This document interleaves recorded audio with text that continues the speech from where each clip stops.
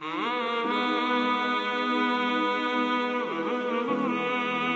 اللہ الرحمن الرحیم الحمدللہ رب العالمین والصلاة والسلام علی سید الانبیاء والمرسلین۔ عام طور پر لوگوں کو دیکھنے کو آتا ہے کہ لوگ مختلف قسم کی پریشانیوں، مصیبتوں اور عجب عجب قسم کی ٹینشنوں کے اندر مبتلا ہیں، اور یہ بات کوئی نئی بھی نہیں ہے۔ جب ہم دنیا کے اندر زیادہ گہرے اترتے ہیں تو پھر دنیا اپنی علتیں بھی ہمارے سامنے پیش کرتی ہے، یعنی دنیا اپنی مصیبتیں اور اپنی پریشانیوں کے ساتھ ہمارے طرف آتی ہے، اور جب دنیا ہماری طرف آتی ہے تو ظاہر بات ہے کہ دنیا تو سراسر ایک مشقتوں ہی کی جگہ کا نام ہے، تو دنیا داری میں جتنا ہم گھستے ہیں اتنی زیادہ مشقتیں ہماری طرف متوجہ ہوتی ہیں۔ اب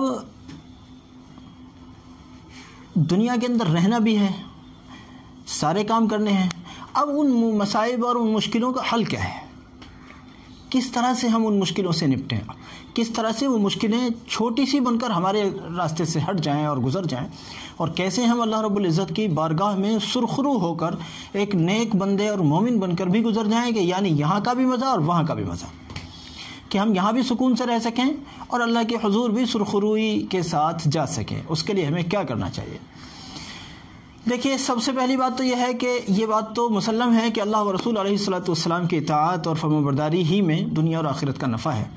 باقی ایک چیز ایسی بتاتا ہوں جو انشاءاللہ دنیا میں بھی نفع دے گی، آخرت میں بھی نفع دے گی۔ جو لوگ دیندار ہیں ان کے لیے بھی نفع بخش ہے، اور جو لوگ دنیا دار ہیں ان کے لیے بھی نفع بخش ہے۔ جو لوگ سمجھتے ہیں کہ ہم اپنے دل کو فلانی برائیوں سے روکنا چاہتے ہیں، مگر ان برائیوں سے ہم رک نہیں پاتے، اور ہم اگر رک نہیں پاتے تو ہم رکیں کیسے؟ ہم کوشش کرتے ہیں، توبہ کرتے ہیں، مگر ہماری توبہ ٹوٹ جاتی ہے۔ ہم دنیا میں کوئی کام کرتے ہیں، ہم اس میں کامیاب نہیں ہوتے، ہم سے گناہ اتنے زیادہ ہو گئے ہیں کہ ہم آخرت میں کس منہ سے جائیں۔ ایسے لوگوں کو بطور خاص میں ذکر کرتا ہوں۔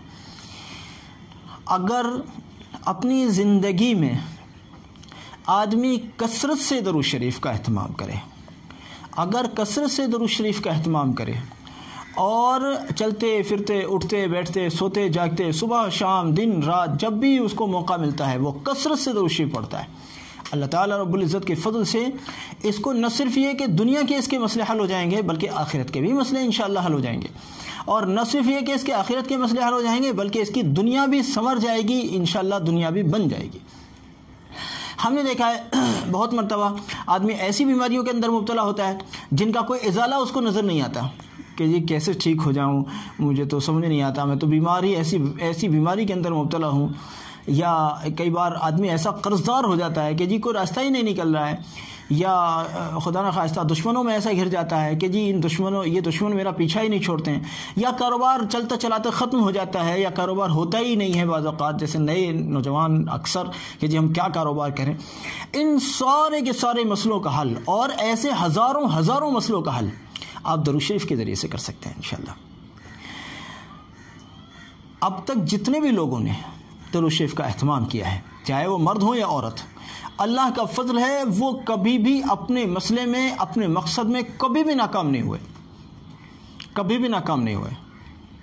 ایک اللہ والے کا واقعہ پڑھ رہا تھا، ایک شخص بالکل نوجوانی کے عالم میں ان کی آنکھیں چلی گئیں۔ اب وہ کسی اللہ والے کے پاس پہنچے کہ حضرت میری آنکھیں چلی گئیں، میں نابینا ہو گیا ہوں۔ کہنے کہ میں درود شریف پڑھا کرو، کہ حضرت میں درود شریف تو پڑھتا ہوں، کہ نہیں، درود شریف پڑھنے والا مایوس نہیں ہو سکتا، ایسا نہیں ہو سکتا کہ تم درود شریف بھی پڑھو اور تمہاری آنکھیں نہ لوٹیں۔ انہوں نے کہا جی بہت اچھی بات، میں اور زیادہ اہتمام کرتا ہوں۔ وہ پھر نوجوان واپس گئے اپنے دیار میں، جہاں بھی اپنے گھر وغیرہ پر، انہوں نے پھر کثرت سے درود شریف شروع کر دی۔